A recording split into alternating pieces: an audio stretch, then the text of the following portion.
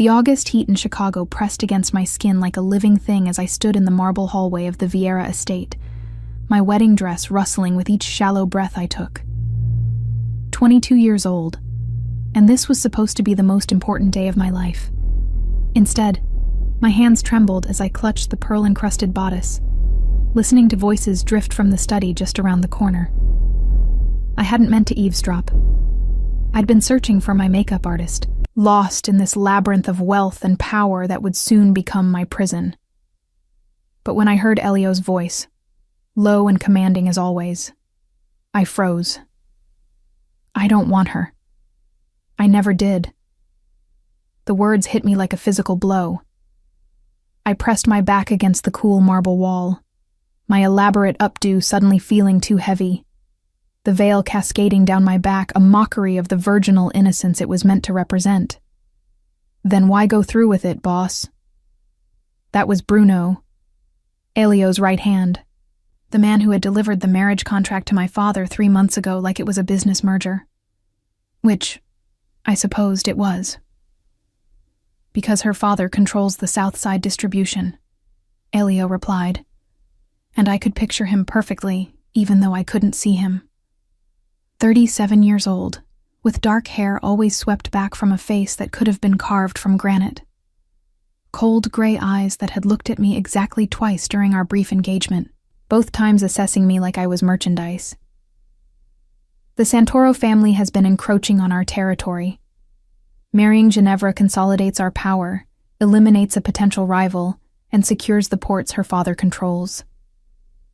My father, Vittorio Moretti, who had sat me down 6 months ago and explained that my life, my dreams of studying art history in Florence, my hope for a future built on something other than blood and power, none of it mattered. The Vieira family wanted an alliance. I was the price. She's pretty enough, another voice chimed in. Dario, Elio's cousin, who always looked at me like I was something he wanted to consume. Good breeding stock. I bit my lip hard enough to taste copper, fighting the urge to storm into that room and tell them all exactly what I thought of being reduced to my reproductive potential. But I'd been raised in this world. I knew the rules. Women didn't speak unless spoken to. We smiled, we obeyed, we produced heirs.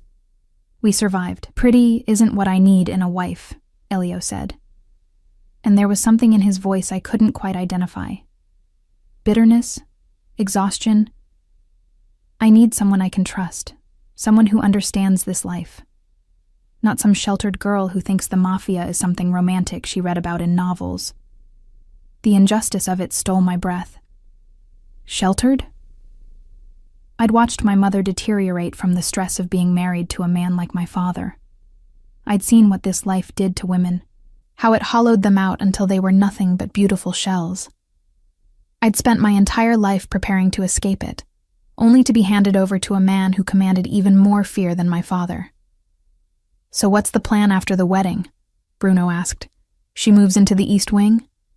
She can have whatever rooms she wants, Elio replied dismissively. As long as she stays out of my business and produces an heir within the year, she can redecorate the entire estate for all I care. Something inside me cracked. Not my heart. I'd never been naive enough to expect love from this arrangement. But my pride, my sense of self, the small, stubborn part of me that had hoped maybe, just maybe, there could be mutual respect if not affection. You're a cold bastard, Elio, Dario laughed. At least pretend to want her on your wedding night. I'll do my duty. The words were flat, final, nothing more. I didn't wait to hear the rest. I gathered my skirts and ran, the sound of my heels on marble echoing like gunshots through the empty hallway. My vision blurred with tears I refused to let fall. Not yet. Not where anyone could see. The powder room was blessedly empty. I locked the door and braced myself against the sink, staring at my reflection. The woman looking back at me was a stranger, professionally applied makeup, highlighting features I'd inherited from my Sicilian grandmother.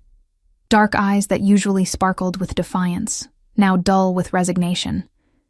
Full lips painted the color of dried blood. A bride. A commodity. A means to an end. My phone buzzed in the small clutch I'd left on the counter.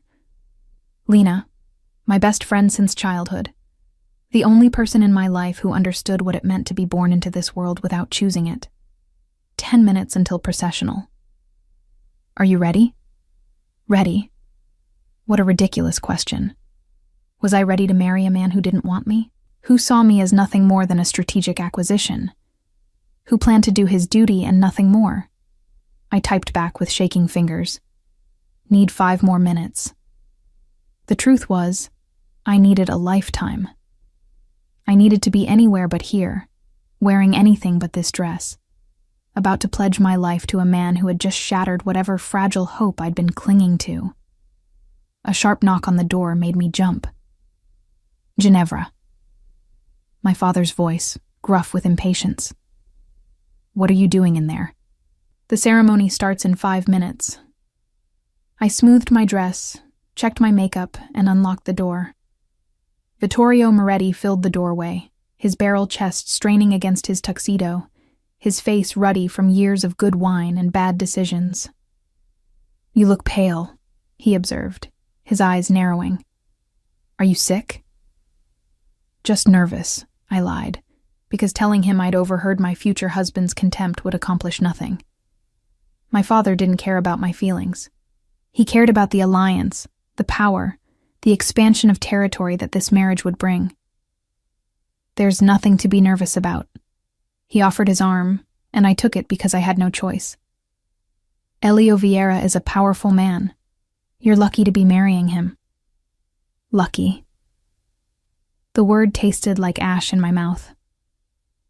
As we walked toward the private chapel where 200 guests waited, I caught glimpses of the life I was entering. Armed guards at every corner, their eyes constantly scanning for threats. Waiters serving champagne worth more than most people's monthly salary. Women dripping in diamonds, their smiles as fake as their compliments. Men conducting business deals between toasts, their hands stained with blood no amount of money could wash clean. This was my future. This was my life. The chapel doors opened, and the string quartet began playing Pachelbel's canon. Every head turned to watch me walk down the aisle on my father's arm, and I kept my spine straight, my chin high, my expression serene. Years of training in how to be the perfect mafia wife were paying off, even if everything inside me was screaming to run. And there, at the altar, stood Elio Vieira, 6 feet 2 inches of controlled power. His black tuxedo fitted perfectly to his broad shoulders and lean waist. His dark hair was immaculate, his face expressionless as he watched me approach. Those cold gray eyes met mine, and I searched desperately for some warmth, some sign that what I'd overheard was just wedding day nerves talking. I found nothing. The ceremony passed in a blur. I heard myself repeating vows I didn't mean, felt Elio's fingers cold against mine as he slipped on the wedding band, tasted champagne when he kissed me with all the passion of a business transaction being finalized. The guests applauded. Someone made a toast about new beginnings and powerful alliances. The quartet played something upbeat and celebratory, and through it all, I felt nothing but a growing numbness spreading through my chest. The reception was held in the estate's grand ballroom, all crystal chandeliers and imported marble. I smiled until my face hurt, danced with men whose names I immediately forgot, accepted congratulations from women who looked at me with a mixture of pity and envy. Pity because they knew what being married to a man like Elio meant. Envy because of the power that came with the Vieira name. Elio barely spoke to me. He was always across the room, deep in conversation with other men, conducting business at our wedding reception like I was just another detail that had been handled. When he did approach, it was to introduce me to someone important, his hand proprietarily at my waist, his smile not reaching his eyes. My wife, he would say, and the word sounded foreign in his mouth. Ginevra. Not my beautiful wife, not the woman I love. Just my name, stated as fact, devoid of emotion. As midnight approached, Lena found me on the terrace, staring out at the city lights that stretched to the horizon. "You look miserable," she said bluntly, pressing a glass of actual champagne into my hand. Not the sparkling wine they'd been serving the lesser guests, but the real thing. The bottles Elio kept for family and close associates. "I am miserable," I admitted, because lying to Lena was pointless. She'd known me too long, seen too much. "Did something happen?" Her dark eyes searched my face. "Beyond the obvious nightmare of marrying a man you barely know?" I told her. Everything I'd overheard, every cold word, every dismissive comment. By the time I finished, her expression had shifted from concern to fury. "That bastard," she hissed. "I should tell my father to pull out of the shipping deal. See how Elio likes losing the Mediterranean routes." "Don't." I gripped her arm. "It'll only make things worse for me. He'll blame me for costing him business." "So what are you going to do? Spend the rest of your life being treated like a broodmare?" The question hung between us, heavy with implications. What could I do? Divorce wasn't an option in our world.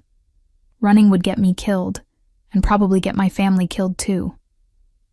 This was my life now, for better or worse. Mostly worse. "I'm going to survive," I said finally, echoing the mantra my mother had whispered to me countless times. "Just like every other woman in this life." "You deserve better than survival, Ginny." Lena's voice cracked. "You deserve love, respect, partnership. Not this." Well, I'm not going to get it from him. I drained my champagne, welcoming the burn. So I'll take what I can get.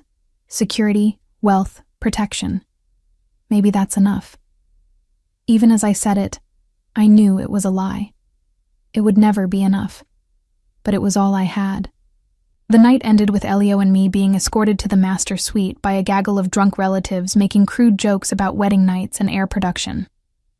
I kept my smile fixed in place, let them believe whatever they wanted to believe, and finally, the door closed behind us. Alone with my husband for the first time. Elio immediately went to the bar and poured himself 3 fingers of scotch, downing it in one swallow. Then he poured another and turned to face me. "You can take the guest room if you'd prefer," he said, his tone making it clear he hoped I would. "Or stay here. Your choice." So this was it. The moment where he would do his duty. Nothing more. The moment where I would become truly his, in the only way that mattered to men like him. I thought about refusing, about demanding the guest room and whatever dignity I could salvage. But then I thought about the overheard conversation, about his dismissive assessment of me as nothing more than a strategic asset, and something stubborn and reckless rose in my chest. "I'll stay," I said, meeting his gaze directly. "After all, you need an heir within the year, don't you?" His eyes narrowed slightly, the first real reaction I'd gotten from him all day. "You heard that." It wasn't a question. I heard everything. I turned my back to him, reaching for the zipper of my dress. "I heard how you don't want me, how I'm just a sheltered girl who doesn't understand this life, how you plan to do your duty and nothing more."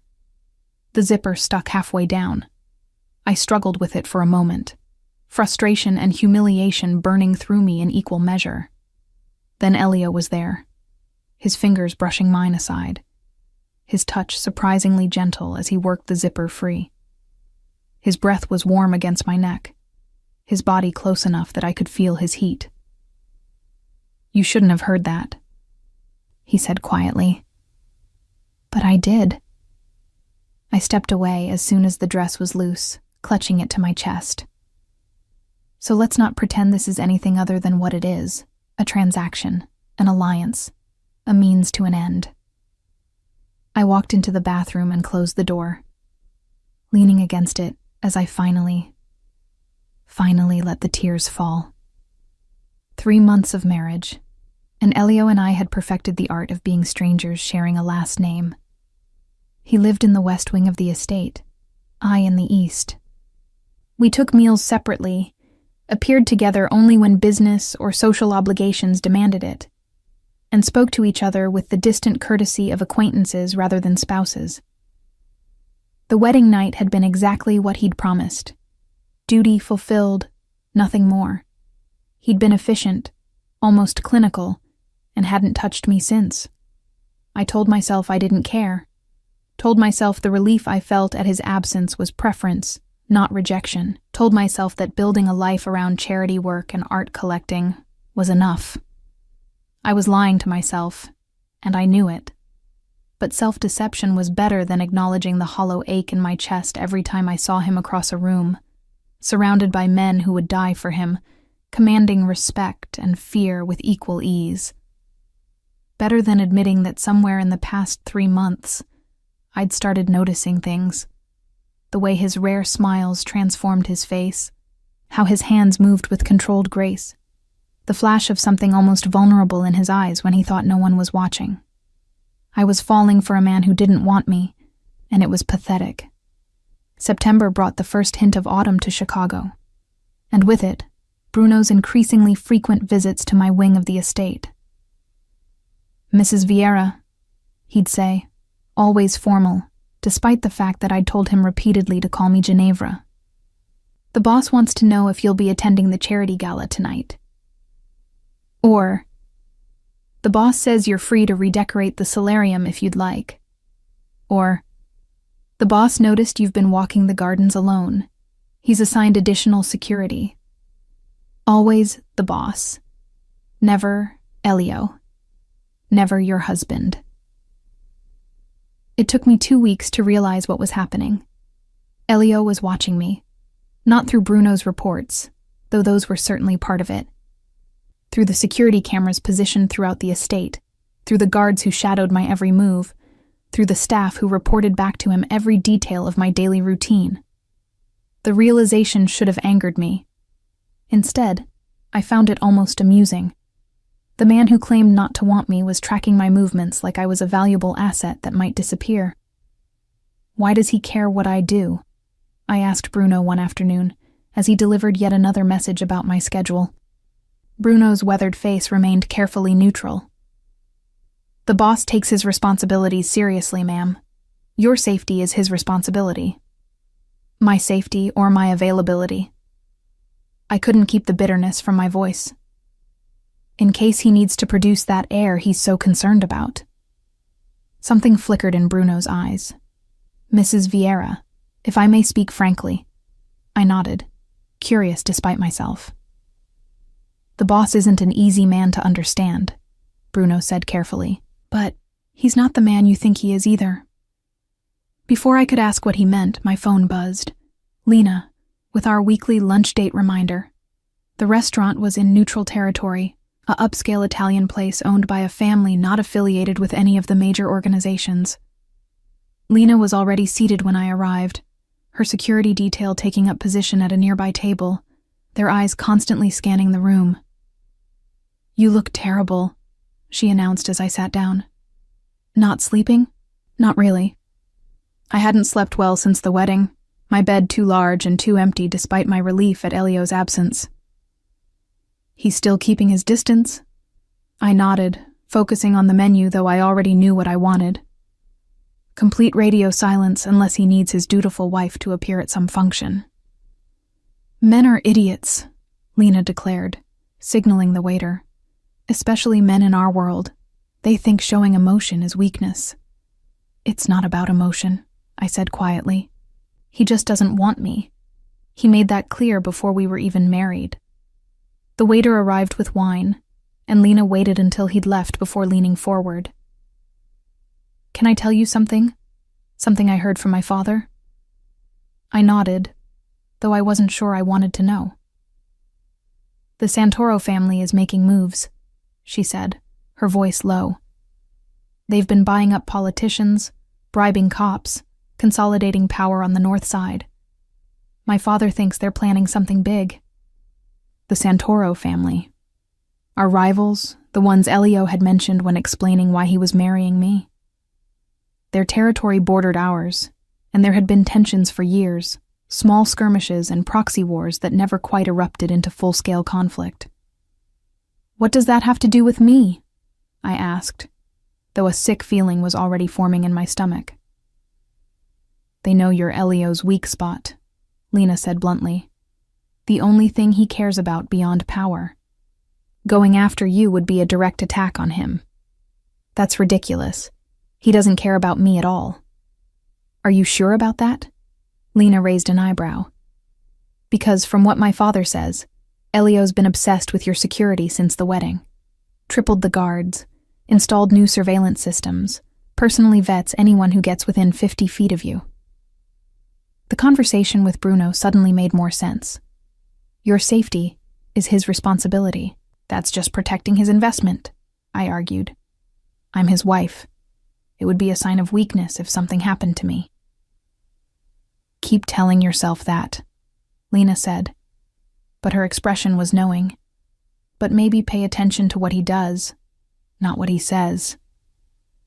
We finished lunch discussing safer topics, upcoming charity events, and Lena's latest battle with her father over her refusing yet another arranged marriage. By the time we parted ways, the afternoon sun was slanting through the Chicago skyline, painting everything in shades of amber and gold. My driver, Marcus, was waiting at the curb, but as we pulled away from the restaurant, I noticed a black SUV behind us that hadn't been there before. "Marcus," I said quietly, my heart beginning to race. "Are we being followed?" His eyes flicked to the rearview mirror, and I saw his jaw tighten. "Yes, ma'am. Hold on." He accelerated smoothly, weaving through traffic with the skill of someone trained for exactly this situation. But the SUV kept pace, matching our every move. My phone was already in my hand when it rang, Elio's name flashing on the screen. "Where are you?" His voice was clipped, urgent. "Leaving lunch with Lena. Marcus says we're being followed." "I know. We're tracking you. Stay on the phone with me." There was something in his voice I'd never heard before. Fear. "Elio." "Just stay on the phone, Ginevra." The use of my name, not my wife or some formal title, made my breath catch. "Bruno is 2 minutes behind you with backup. Marcus knows the protocol." The SUV suddenly accelerated, pulling alongside us. I caught a glimpse of tinted windows, of something metallic being raised. Marcus jerked the wheel hard right, and we careened down a side street as the sound of gunfire erupted behind us. I screamed, dropping the phone, clutching the seat as Marcus drove like a man possessed. "Mrs. Vieira!" Elio's voice, tinny and distant from where the phone had fallen. "Ginevra!" I grabbed for it with shaking hands. "I'm here. I'm okay." "Where's Marcus taking you?" "I don't know. I looked out the window, trying to orient myself. "We're heading toward the warehouse district." More gunfire, closer this time. The rear window exploded inward, safety glass showering over me. I ducked down, my heart hammering so hard I thought it might break through my ribs. "Hold on." "Ma'am," Marcus said through gritted teeth. "Almost there." Almost where? I wanted to ask, but then I saw it. One of Elio's properties, a nondescript building that looked like every other warehouse in the district, but was actually one of his most secure locations. The gates opened as we approached, and Marcus gunned the engine, speeding through just as they began to close behind us. The pursuing SUV slammed into them, unable to follow. Armed guards appeared from every direction, surrounding our car. And then Elio was there, yanking open my door, his face pale beneath his normally golden complexion, his eyes wild with something that looked suspiciously like terror. "Are you hurt?" His hands were on me, checking for injuries with a thoroughness that belied his usual distance. "Did they hit you?" "Talk to me, Ginevra." "I'm fine," I managed, though I was shaking so hard I could barely form words. "The window broke, but I'm not hurt." He pulled me from the car and into his arms, crushing me against his chest with a force that drove the air from my lungs. I could feel his heart racing, matching the frantic rhythm of my own, could feel him trembling almost imperceptibly. "Christo," he breathed into my hair. "When I saw the tracker deviate from your normal route." He didn't finish the sentence, but he didn't need to. I understood. For the first time since our wedding, Elio Vieira was showing me something real.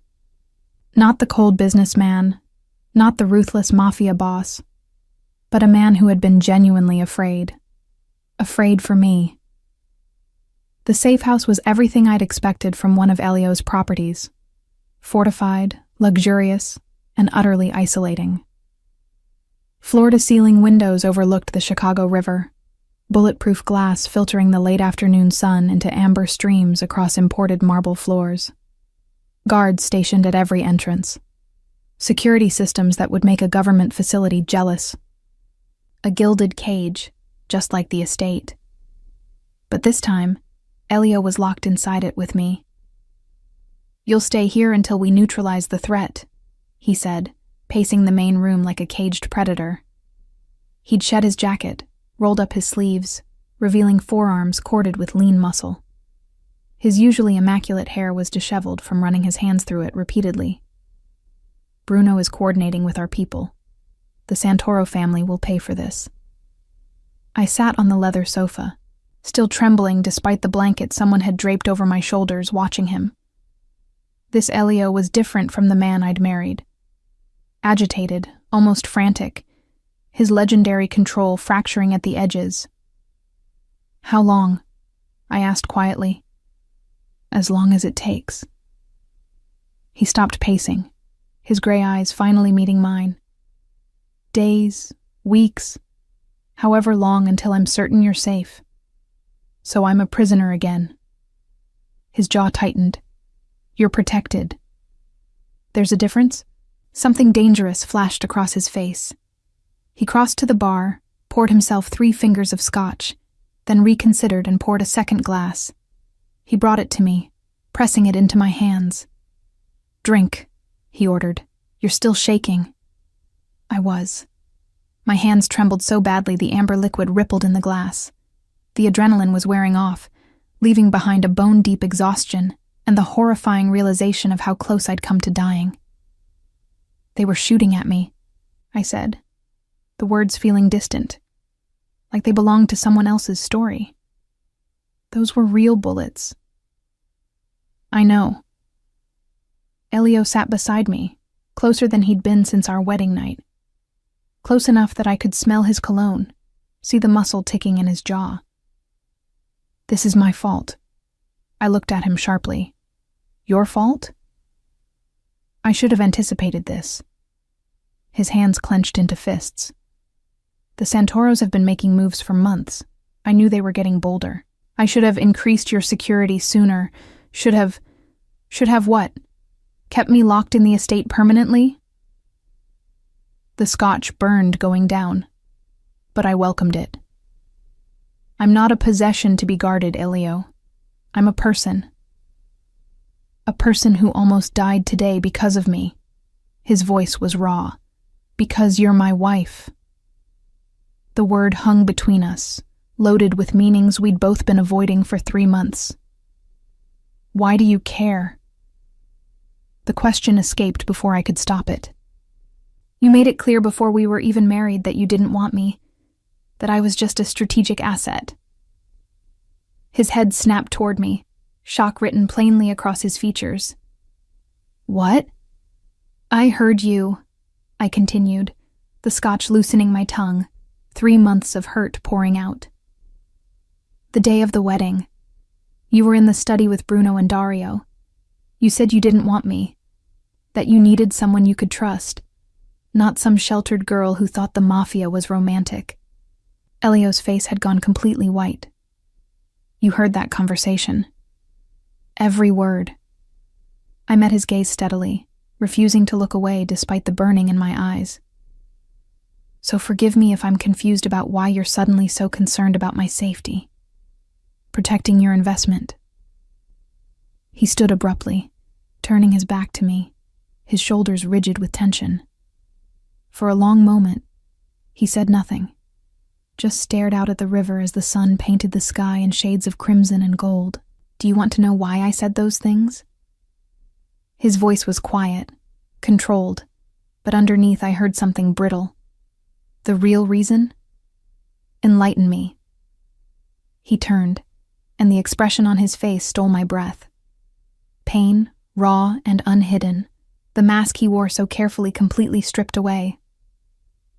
Because I was terrified, he said simply. I took one look at you when your father first brought you to discuss the arrangement, and I was terrified. I blinked, certain I'd misheard. Terrified of what? Of you. He moved closer, his eyes never leaving mine. Of what you made me feel. I'd spent 15 years in this life building walls, making sure I cared about nothing and no one because caring makes you weak, makes you vulnerable. And then there you were, with your defiant eyes and stubborn chin, looking at me like you could see through every defense I'd built. My heart was hammering against my ribs. Elio, I wanted you from the first moment I saw you, he continued, the words spilling out like he'd been holding them back for too long. Not just physically, though Cristo, yes, that too, but I wanted to hear you laugh, wanted to know what made you angry, what made you happy, wanted things I had no business wanting from a marriage that was supposed to be purely strategic. So, you decided to hurt me first? The accusation came out sharper than I'd intended. To make sure I knew my place before I could get any foolish ideas? I decided to protect myself, he corrected, running a hand through his hair. And in doing so, I hurt you. Hurt us both. Because these past 3 months have been hell, Ginevra. Living in the same house with you, seeing you every day, knowing I did this. Knowing I destroyed any chance we might have had before we even began. I set down my glass with shaking hands, trying to process what he was saying. You're telling me that all this time, the distance, the coldness, it was because you wanted me too much? I'm telling you that I'm a coward, he said flatly. I'm telling you that I chose fear over honesty, and it nearly cost you your life today. He knelt in front of me, and the sight of this powerful man on his knees was so shocking I couldn't find words. When I got the alert that you were being followed, he said, his voice rough. When I heard those gunshots over the phone, I realized something. I would burn this entire city to ash before I let anything happen to you. I would kill every Santoro, destroy every rival, burn every bridge I've built if it meant keeping you safe. Elio, let me finish. His hands covered mine, warm and solid. I don't want a strategic asset, Ginevra. I don't want a broodmare or a trophy wife. I want you. The woman who glares at me across the dinner table when she's forced to attend my business meetings. The woman who turned the East Wing into an art gallery out of pure spite. The woman who has more courage in her little finger than most of my men have in their entire bodies. Tears were streaming down my face now, and I didn't bother wiping them away. You have a strange way of showing it. I know. His thumb traced circles on my wrist. And I know I have no right to ask this after everything I've done. But Ginevra, give me a chance. Let me prove that I can be more than the cold bastard you married. Let me show you that this marriage could be real. I thought about the past 3 months. The loneliness, the rejection, the hollow ache of living with a man who treated me like furniture. But I also thought about Bruno's words. He's not the man you think he is. About the tripled security, the obsessive tracking of my movements, the fear in Elio's voice when I'd been attacked. Actions, not words. What had Lena said? Pay attention to what he does, not what he says. I need guarantees, I said finally, and watched hope flare in his eyes. I won't be kept in the dark about your business. If I'm a target because I'm your wife, then I deserve to know what I'm up against. Agreed. I want to be your partner, not your possession. That means I get a voice in decisions that affect us both. Agreed. And I want the truth, Elio. Always. No more protection through deception. No more lies, even kind ones. He nodded slowly. I can do that. On one condition. What? You give me the same honesty. His hands tightened on mine. Tell me what you need from me. Tell me when I'm failing you. Tell me if... He swallowed hard. If you can ever forgive me for how this started. I studied his face, looking for signs of manipulation or strategy. But all I saw was raw vulnerability, a man who had just handed me the power to destroy him. I heard something else that day, I said quietly. Something you might not remember saying. His brow furrowed. What? Dario asked if you'd pretend to want me on our wedding night, and you said you'd do your duty, nothing more. Elio closed his eyes, pain etching lines around his mouth. Cristo, Ginevra, but here's what I've realized. I freed one hand to cup his jaw, feeling the roughness of late-day stubble. You were lying then, too. You were lying to them and to yourself, because that night, when you touched me, it wasn't cold. It wasn't clinical. You were holding back, trying so hard not to feel anything that it was almost painful to watch. His eyes opened, and I saw my own realization reflected there. I was terrified I'd lose control, he admitted hoarsely. That I'd show you how much I wanted you, and you'd use it against me. Use it as leverage, as a weapon. I'm not interested in weapons, Elio. I leaned forward until our foreheads touched. I'm interested in truth. And the truth is, I've spent 3 months trying to hate you. Trying to convince myself that the hollow ache in my chest was relief, not loneliness. Trying to pretend I didn't notice every time you looked at me when you thought I wasn't watching. You noticed, he breathed. I noticed everything. I pulled back enough to meet his eyes. I noticed how you always made sure my favorite wine was stocked. How the temperature in my wing was always perfect. How you convinced the opera house to give me that private box, even though you claimed to hate opera. A ghost of a smile touched his lips. I do hate opera. And yet you arranged season tickets because I mentioned once that I missed it. Because seeing you happy made the suffering worthwhile. We were so close now I could feel his breath on my lips, could see the flecks of silver in his gray eyes. If we do this, I said softly, if we try to make this marriage real, there's no going back. No more separate wings. No more distance. No more distance, he agreed, starting now. He kissed me then, and it was nothing like our wedding night.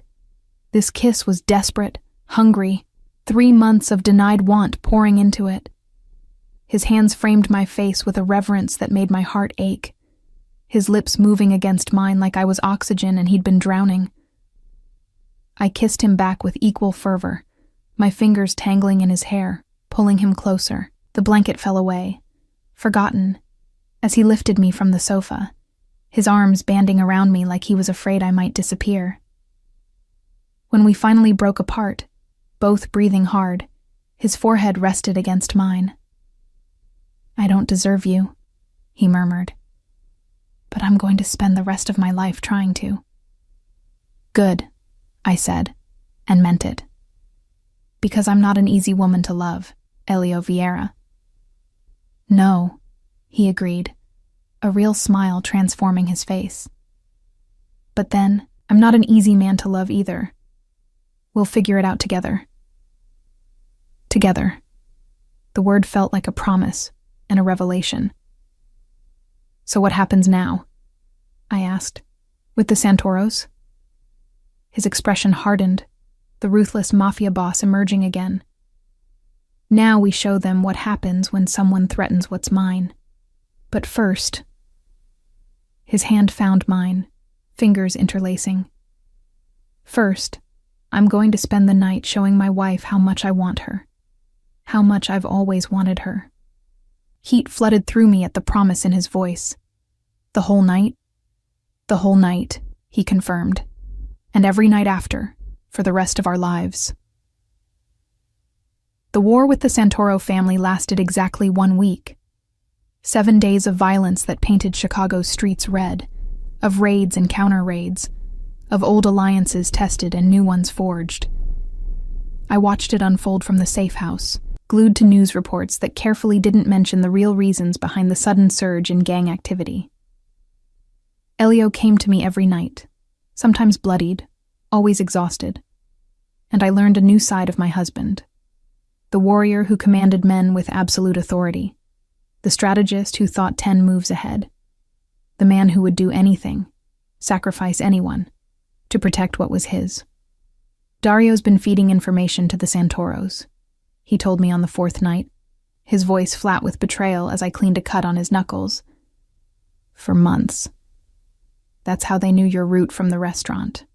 I paused, antiseptic-soaked cloth hovering over his split skin. Your cousin? My cousin. The words were bitter. Bruno is handling it. I didn't ask what handling it meant. I was learning that some questions were better left unasked. What will you do with the Santoros?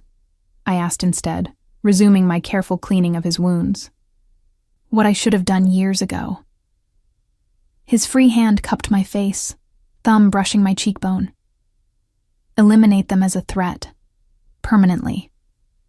The old me, the me from before the wedding, might have been horrified. But I'd heard those gunshots, felt the terror of being hunted. I'd seen what mercy got you in this world. More violence, more bloodshed, more chances for the people you loved to be hurt. Do what you need to do, I said quietly. Just come back to me. His eyes softened. Always. And he did. Every night. No matter how late. Sometimes he'd wake me with gentle kisses. Other times he'd find me already awake, waiting. We'd make love with an urgency born of danger and newfound honesty.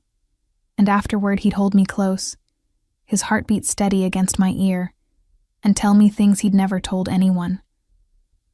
About his father, who'd raised him in the life with an iron fist and absent affection. About the first time he'd killed a man at 17, how it had changed something fundamental inside him. About the loneliness of power, of being surrounded by people but trusted by no one. Until you, he'd murmur into my hair. I trust you, Ginevra. And I'd tell him my own secrets. About the mother who'd slowly faded away, choosing pills over fighting. About my dreams of Florence, of studying Renaissance art in museums instead of just reading about it. About the fear that I'd become like all the other mafia wives, hollow and ornamental. You could never be hollow, he'd say fiercely. You have too much fire. On the 7th day, Bruno arrived at the safe house with news. It's done, boss, he said, his expression grim. Antonio Santoro and his 2 sons are dead. The rest of the family is scattered or swearing fealty. I watched Elio's face, looking for guilt or regret. Found neither. Just cold satisfaction. And Dario? He asked. Also handled. Bruno's gaze flicked to me briefly. Should we... Ginevra knows, Elio interrupted. She knows everything. Something like approval crossed Bruno's weathered features. In that case, Mrs. Vieira, your husband took out an entire crime family in less than a week. The other families are taking notice. The Vieira name carries more weight than ever. At what cost? I asked quietly. 37 of their men dead, Bruno reported. 12 of ours wounded, 3 killed. Could have been much worse. 3 families would be grieving tonight because of this war. 3 women would be widows. Children would grow up without fathers. The weight of it settled on my shoulders, heavy and inescapable. I want to meet them, I said suddenly. The families of our people who died. Both men looked at me in surprise. That's not typically done, Bruno said carefully. The boss usually sends a generous payment, arranges the funerals. I didn't ask what was typically done, I interrupted. I asked to meet them. Elio studied me for a long moment. Why? Because 3 men died protecting me, protecting us. The least I can do is look their families in the eye and thank them. It could be dangerous, he said. Some might blame you for... They should blame me. I met his gaze steadily. I was the target. Their husbands, their fathers. They died because the Santoros wanted to hurt you through me. I owe them more than money. Pride flickered in Elio's eyes. Then we'll go together. The visits were brutal. Seeing the raw grief, the children too young to understand why Daddy wasn't coming home, the widows trying to be strong while their worlds collapsed. Each time I held their hands, let them cry on my shoulder, promised that their loved one's sacrifice wouldn't be forgotten. Elio stood beside me through all of it, his presence a solid anchor. And I saw something shift in the way his men looked at us. At me, not just respect for the boss's wife, but genuine loyalty for a woman who honored their fallen. You were right, Elio said as we returned to the safe house after the last visit. About meeting them. I know. I leaned against him, exhausted emotionally if not physically. But that doesn't make it easier. Nothing worth doing is easy. His arms came around me, holding me close. Come home with me, Ginevra. The threat is neutralized. It's safe now. Home. The estate that had felt like a prison for 3 months. But with Elio beside me, maybe it could be something different. On one condition, I said. Anything. No more separate wings. We share a room. A life. No more distance. He pulled back enough to see my face, hope, and heat mingling in his expression. You want to move into the master suite? I want to build something new, I corrected. Not live in your space or mine. Ours. Understanding dawned. The south wing. It's been closed off for years, but it has the best views, the most privacy. Then that's where we'll make our home. I rose on my toes to kiss him. Starting tonight. The south wing of the Vieira estate was a revelation. While the rest of the house was all modern minimalism and cold marble, this section had been preserved from an earlier era. Crown molding, original hardwood floors, a massive fireplace in what would become our bedroom. My grandmother's wing, Elio explained as we walked through dusty rooms. She died when I was 12. My father kept it closed after that, said it was too painful to go in. I could see why. There was warmth here that the rest of the house lacked. Evidence of a woman who'd made this place a home rather than just a showpiece. Tell me about her, I said, running my fingers over the carved mantelpiece. She was the only soft thing in my father's life, Elio said quietly. The only person who could make him smile. When she died, he became harder, colder, turned me into what he thought a Vieira heir should be.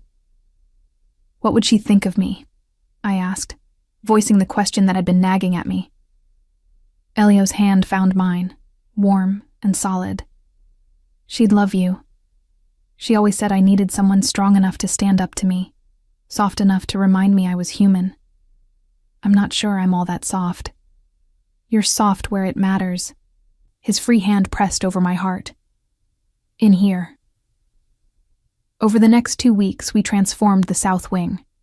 Contractors worked around the clock, carefully preserving the original character while adding modern amenities. I chose furniture and artwork. Elio handled security upgrades and technology. We argued about paint colors, compromised on window treatments, made love on dusty drop cloths while workers were at lunch. It was domestic and normal, and utterly foreign to both of us, and I loved every minute of it. The bed arrives tomorrow, Elio said one evening as we sat in what would become our bedroom, drinking wine directly from the bottle like teenagers. About time. I leaned against him, pleasantly buzzed and completely content. I'm tired of the guest room. I could always carry you to my old room, he suggested, his hand finding its way under my shirt. Too far away. I straddled his lap, feeling him harden immediately beneath me. Besides, I like it here. It feels like ours. Everything I have is ours now, he murmured against my neck. The estate, the businesses, the empire, all of it. I pulled back to look at him. I don't want your empire, Elio. I know. That's why I'm giving it to you anyway. His hand spanned my waist. When we have children, they'll inherit everything. But if something happens to me before then, it all goes to you. Nothing's going to happen to you. You don't know that. His expression turned serious. This life, it's dangerous. There will always be someone trying to take what's ours. I need to know that if I fall, you'll be protected. Powerful enough that no one would dare touch you. The thought of losing him made my chest tighten painfully. Don't talk like that. I'm being practical. He tucked a strand of hair behind my ear. My lawyer is drawing up new documents. Everything in my name becomes joint ownership. You'll have access to all accounts, all properties, all business interests. Elio, that's non-negotiable, he finished. You're my wife, Ginevra, my partner. It's time you had the power to match the position. I didn't know what to say. In the Mafia world, wives were protected, but powerless. The fact that Elio was willing to give me actual control, actual access, was unprecedented. Thank you, I whispered finally. Don't thank me for what should have been yours from the beginning. He kissed me softly. Now, about that bed being too far away. We made love there on the floor of our unfinished bedroom, surrounded by paint cans and contractor debris, and it was perfect. Afterward, wrapped in his arms with moonlight streaming through uncurtained windows, I felt something I'd never expected to feel in this marriage. Happiness. Real, genuine, terrifying happiness. I'm falling in love with you, I said into the darkness, the words escaping before I could stop them. Elio went completely still. Then his arms tightened around me, and I felt him press a kiss to my hair. I fell in love with you the day I met you, he admitted. I've just been too much of a coward to say it. My heart felt too large for my chest. Say it now. I love you, Ginevra Vieira. His voice was rough with emotion. I love your strength, your fire, your refusal to be what anyone expects. I love that you make me want to be better, even though I'll probably always be a bastard. I turned in his arms to face him. I love you too, even though you're definitely a bastard. He laughed, the sound pure and joyful. We're quite a pair. The best pair, I corrected, kissing him again. We were wrong, of course. The war with the Santoros was over, but our trials were just beginning. Because in our world, happiness was always temporary, and danger was always waiting in the shadows. 2 months later, I woke up with my head in the toilet. Again. Ginevra? Elio's voice came from the bedroom, concerned. That's the 3rd morning this week. I rinsed my mouth, splashed cold water on my face, and stared at my reflection in the mirror. Pale skin, dark circles under my eyes, and a suspicion that had been growing for the past week. When had my last period been?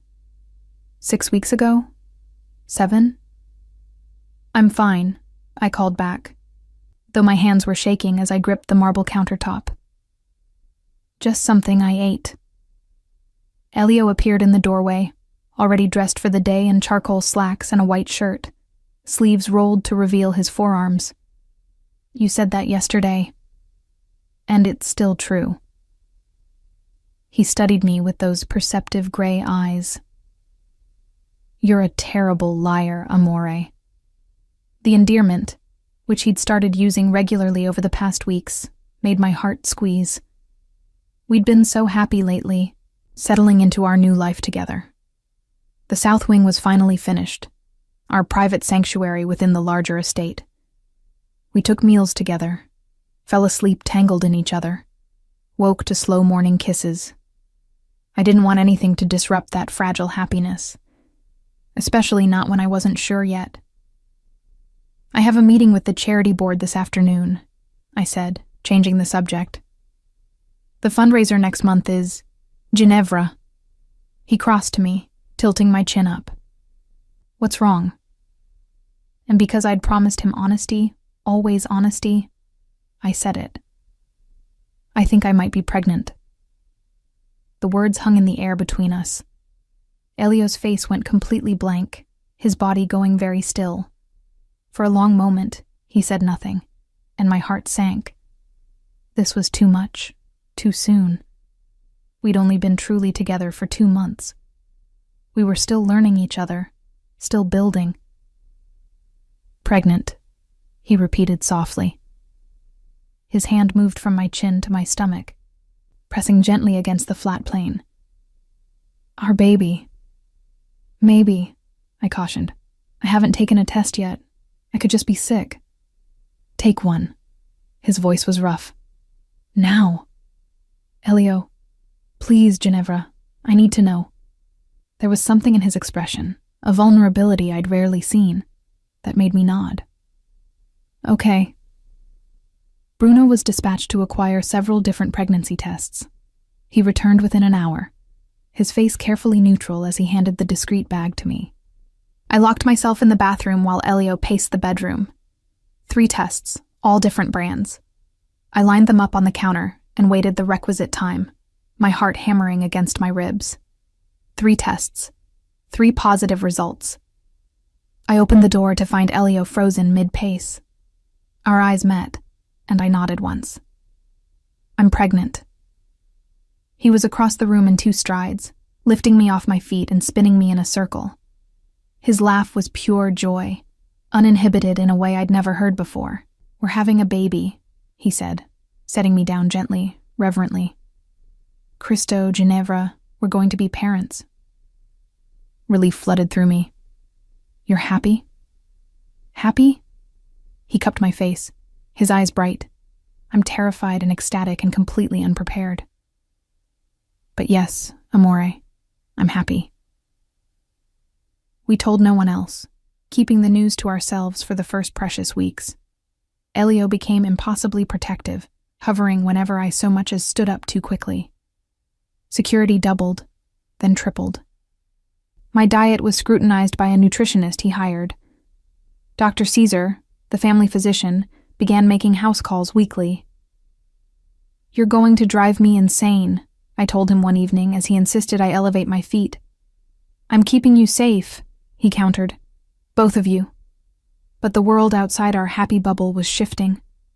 Bruno came to us 3 weeks after we'd learned about the pregnancy, his expression grim. We have a problem, he said, laying a folder on Elio's desk. Marcus Vitale is making moves. I knew that name. Vitale ran one of the smaller families, always ambitious, always hungry for more power. He'd been at our wedding, all smiles and false congratulations. What kind of moves? Elio asked, his arm tightening around me where I sat on the edge of his desk. He's been meeting with the other families, suggesting that you've gone soft. Bruno's gaze flicked to me apologetically. That marriage has made you weak. Let me guess, Elio said dryly. He's offering to step in and provide the strong leadership Chicago needs? Essentially. Bruno pulled out photos. He's also been courting some of your lower-level guys, offering better deals, more territory. I studied the photographs, seeing men I recognized from estate functions. Has anyone taken him up on it? Not yet. Bruno's expression darkened. But he's persistent, and he's playing on old resentments, the guys who think you've been neglecting business to play house. The accusation stung, even secondhand. Elio's hand found mine, squeezing gently. They're wrong, he said quietly. The business has never been stronger. Profits are up. Territories are secure. Our alliances are solid. I know that, boss. You know that. But Vitale's good at whispers and insinuations. Bruno hesitated. There's something else. Tell me. He knows about the baby. Ice flooded my veins. How? We're not sure yet. Could be someone on staff. Could be he's got an informant in Dr. Caesar's office. But he's been making noise about the Vieira heir. About how convenient it would be if something happened to you before the child was born. Elio's face went absolutely cold. He threatened my wife and child. He's too smart to make direct threats, Bruno corrected. But the implication is clear. I watched my husband transform before my eyes. The loving, protective man I'd woken up beside became the ruthless crime lord who commanded fear across the city. His eyes turned to steel, his expression carved from ice. "Call a meeting," he said quietly. "All family heads, tomorrow night, and make sure Vitali knows he's expected."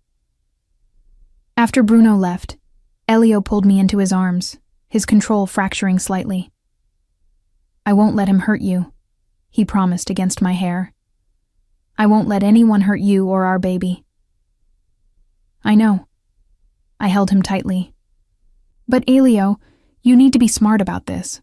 Vitali is goading you, trying to make you overreact. There's no overreaction when someone threatens my family." "Then be strategic," I urged. "Don't give him what he wants. Show everyone that you're not weak, that marriage hasn't made you vulnerable. Show them you're stronger than ever." He pulled back to look at me, something like awe in his expression. "How did you get so wise?"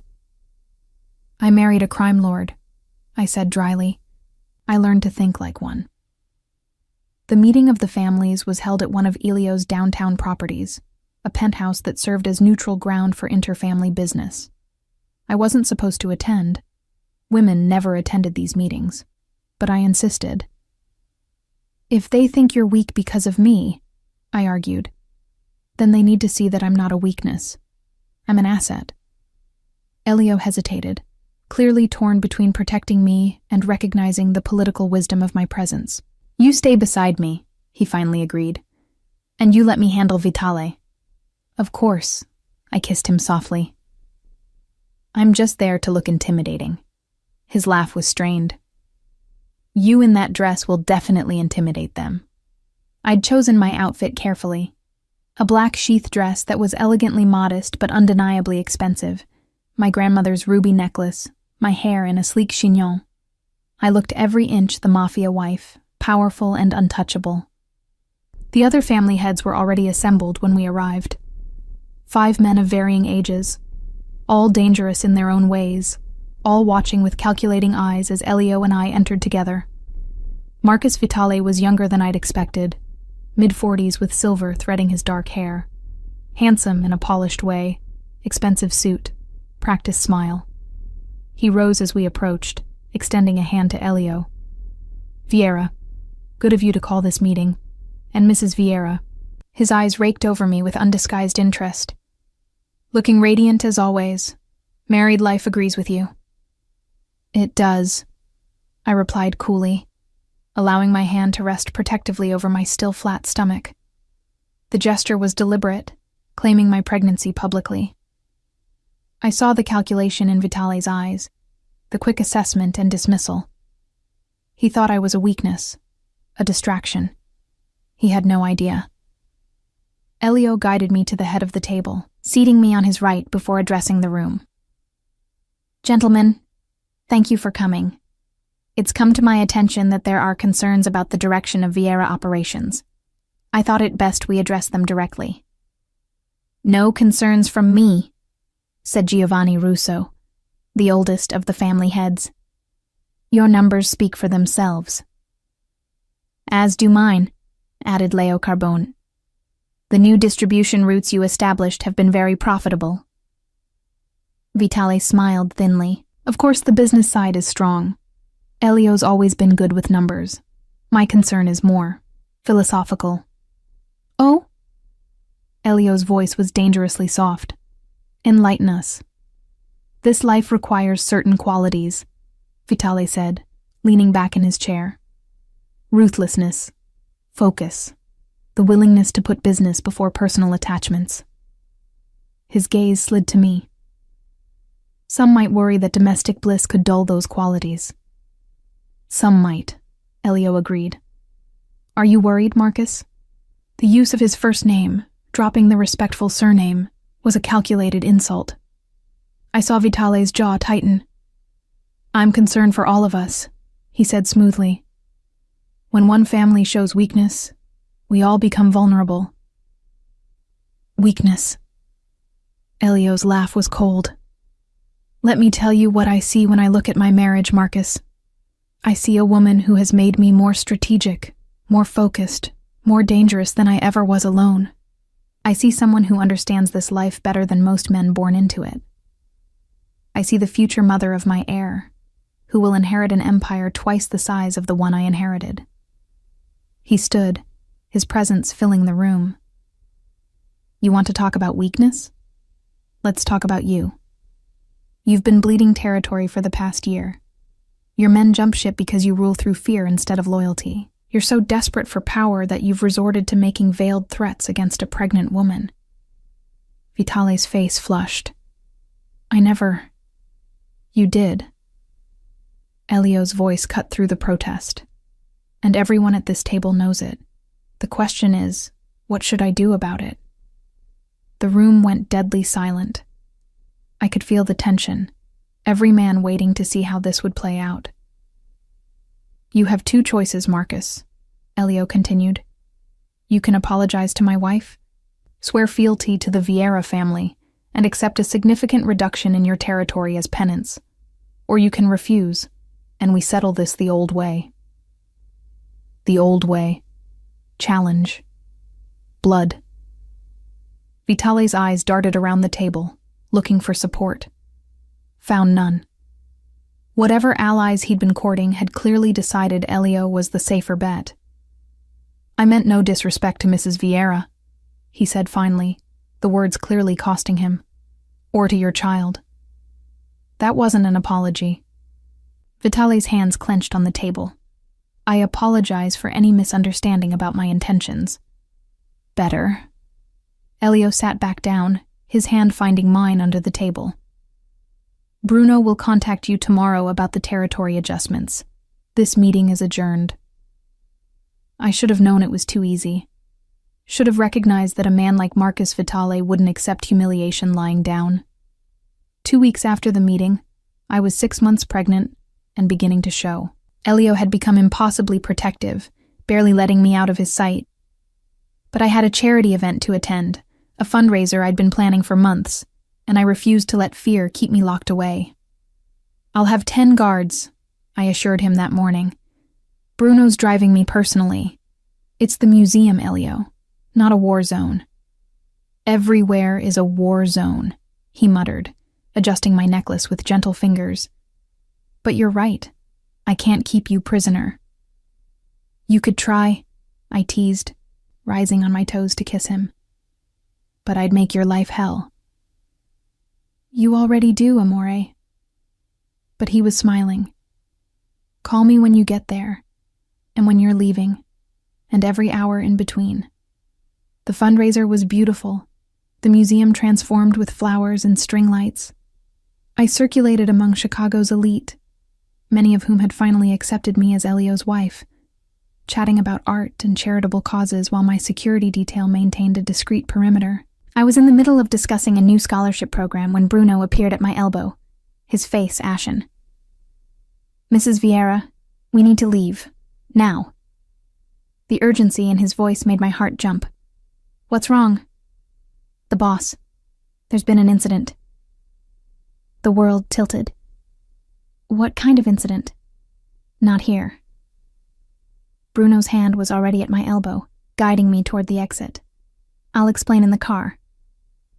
The drive back to the estate was the longest of my life. Bruno's explanation was terse, clinical, but the words painted a horrific picture. Vitale hadn't accepted his defeat. He'd been planning something bigger, something that would eliminate Elio and allow him to absorb the Vieira territory. He'd arranged a meeting under the guise of discussing the territory transfers, then ambushed Elio with a dozen armed men. How bad? I asked, my hands protectively cradling my belly. He's alive, Bruno said, which wasn't an answer. Dr. Caesar is with him now. The estate was in chaos when we arrived. Armed men everywhere, the staff pale and frightened. I ran through the house, as much as a 6-month pregnant woman could run, following the sound of urgent voices to our bedroom. Elio lay on our bed, his shirt cut away, Dr. Caesar working frantically on a wound in his shoulder. There was so much blood, soaking the sheets, staining the doctor's hands. Elio. His name came out as a sob. His eyes opened, finding mine. Ginevra. You're supposed to be at the fundraiser. You're supposed to not get shot, I countered, moving to his side. My hands were shaking as I took his, sticky with blood. What happened? Vitale. The name was a curse. Bastard had 12 men waiting. I only had 4. Where is he now? I asked, looking at Bruno. In the wind, Bruno replied grimly. But we're hunting him. Dr. Caesar looked up. Mrs. Vieira, I need space to work. I'm not leaving him. Ginevra? Elio tried to sit up, winced. The baby is fine, I interrupted. But you're not. How bad is it, doctor? The bullet went through cleanly, Dr. Caesar said, returning to his work. Missed the major arteries. He'll need rest and antibiotics, but he'll recover. Relief made my knees weak. Thank God. Not God, Elio said, his voice strained but steady. Bruno. He drove like a maniac to get me here. Over the next hours, the full story emerged. Vitale's ambush had been carefully planned, but he'd underestimated Elio's survival instinct and Bruno's skill. They'd fought their way out, but Elio had taken a bullet in the process. Now Vitale was missing, along with his closest associates. Every contact, every safe house, every business front, all abandoned. He's running, Bruno reported that evening while Elio slept fitfully, drugged with painkillers. But he can't run far. We've put the word out. Every family, every associate. Marcus Vitale is a dead man walking. I sat beside Elio's bed, holding his hand, watching his chest rise and fall. The fear I'd felt, seeing him bloody and wounded, had crystallized into something harder. Something cold. I want to help find him, I said quietly. Bruno looked at me sharply. Mrs. Vieira, I'm not going to sit here waiting while that bastard is out there planning his next attack. I met his gaze steadily. Elio's vulnerable right now. Someone needs to run things while he recovers. With all due respect, you're 6 months pregnant. With all due respect, I'm also the wife of the head of this family, which means I have authority. I stood, moving to the window. Call a meeting of the lieutenants, tomorrow morning. It's time they learned what kind of woman Elio married. I saw doubt in Bruno's eyes, but also something like respect. I'll make the calls. The meeting was held in Elio's study. 10 of his most trusted men gathered around the conference table. They looked skeptical when I walked in, this pregnant woman presuming to give them orders. Gentlemen, I began, standing at the head of the table where Elio usually sat. As you know, my husband is recovering from an attempted assassination. Until he's back on his feet, I'll be coordinating our response to Marcus Vitale's attack.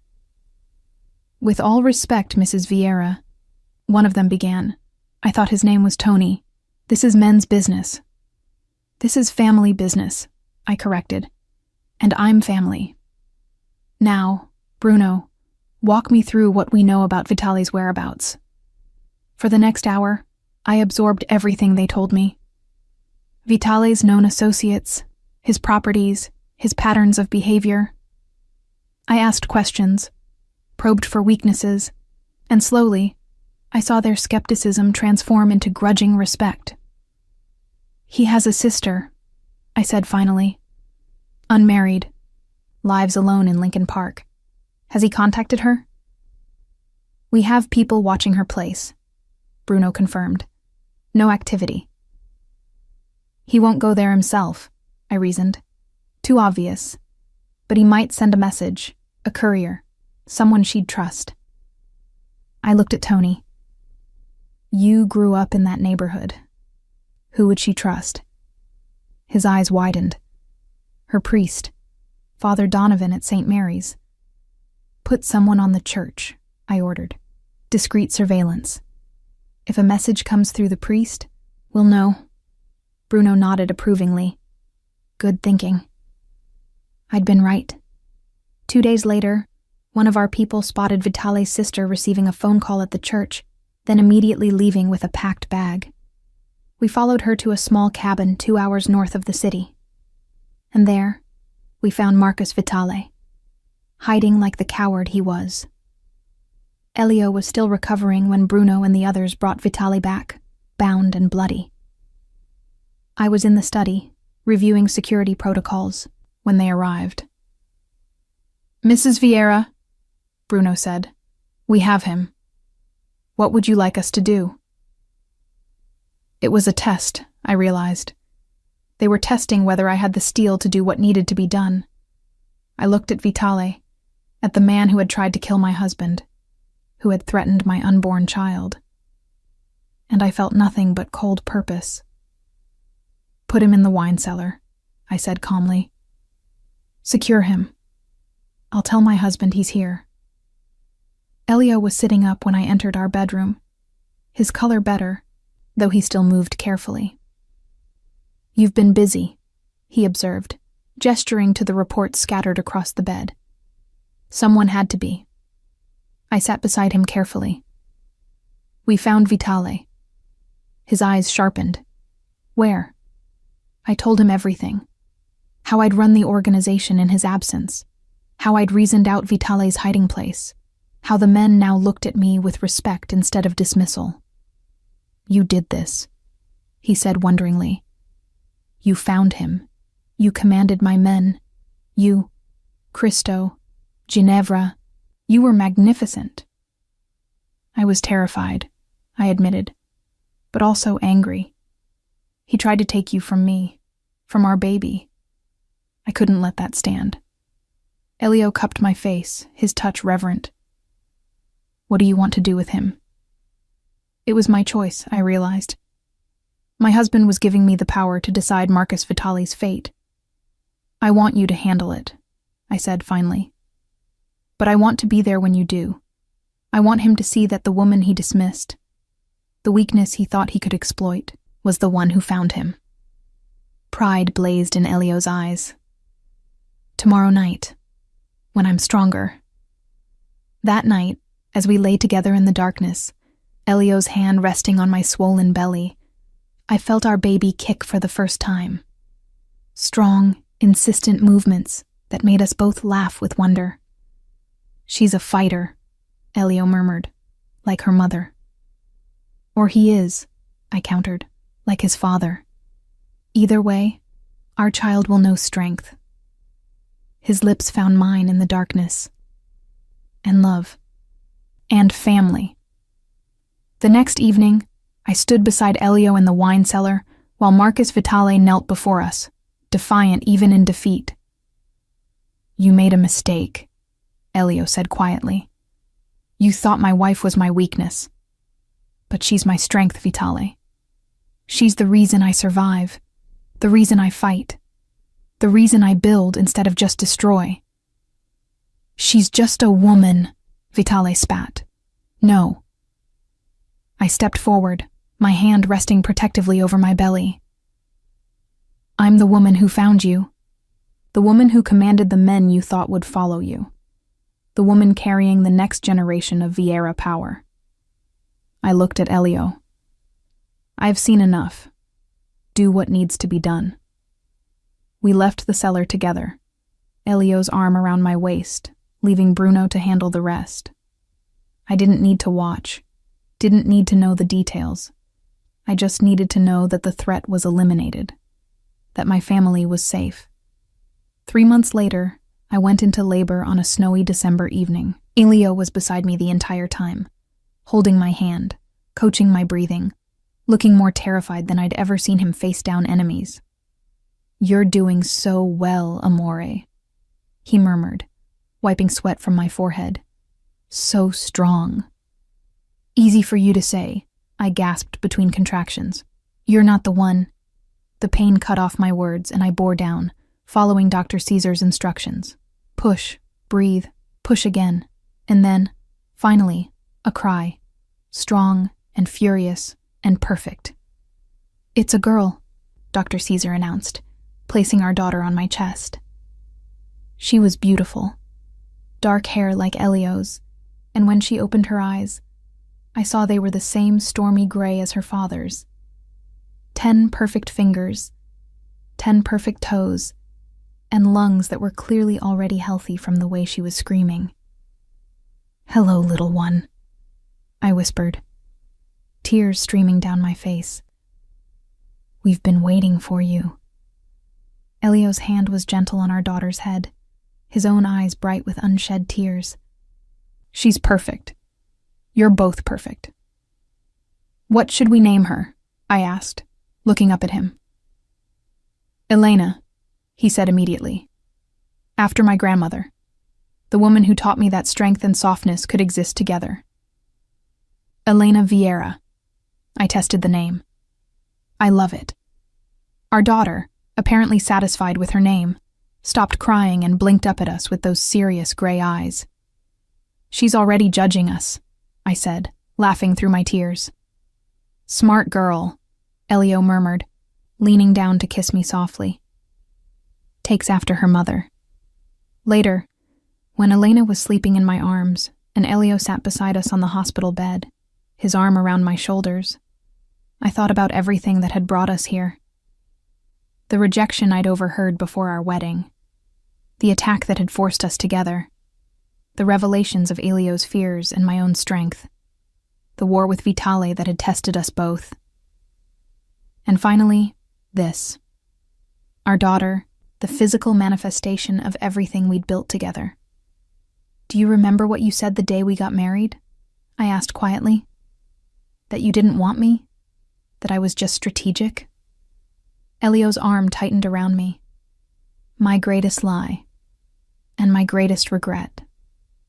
"Mine too," I admitted. "Because I believed you. I believed I wasn't wanted, wasn't valued. And now?" His voice was soft. I looked down at our sleeping daughter, then up at my husband. "Now I know the truth. You didn't reject me because you didn't want me. You rejected me because you wanted me too much, because I terrified you." "You still do," he admitted. "The power you have over me, the things I'd do to keep you safe. It's terrifying." "Good." I kissed him softly. "Because you terrify me too. This life, this love, this family we've built, it's more than I ever dreamed possible." Elena stirred in my arms, making small snuffling sounds, and we both looked down at her with matching expressions of wonder. "She saved us, you know," Elio said quietly. "Or you did, carrying her, giving me a reason to be better than I was." "We saved each other," I corrected. "That's what family does." And as I sat there, my daughter in my arms, my husband beside me, I realized something. I'd spent my whole life preparing to escape the Mafia world, but I'd never realized that sometimes the greatest freedom comes not from running away, but from finding your place within the chaos. From finding the person who sees your strength and doesn't fear it, who values your voice and doesn't silence it, who loves you not despite your fire but because of it. I'd married a monster, or so I'd thought. But I'd discovered that monsters were just men who'd never been given a reason to be human. And I'd given Elio that reason, just as he'd given me mine.